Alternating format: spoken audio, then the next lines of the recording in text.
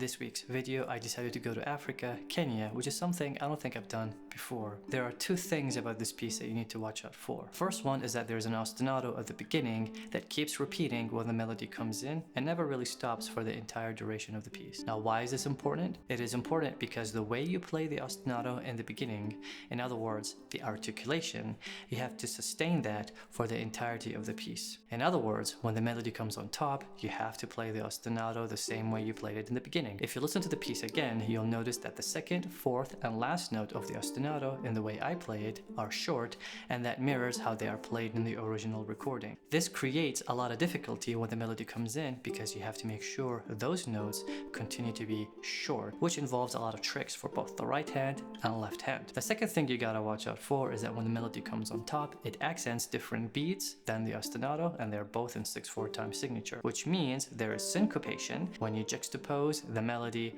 on top of the ostinato, and you have to bring that out and not let it interfere with your brain, hands, coordination. If you want to take a deep dive into how to play this, the fingerings, the syncopation, then you should check out the tutorial that I have on my Patreon. And I strongly recommend you listen to it again, notice how I articulate the ostinato and how I sustain that for the entire duration of the piece. See you in the next video.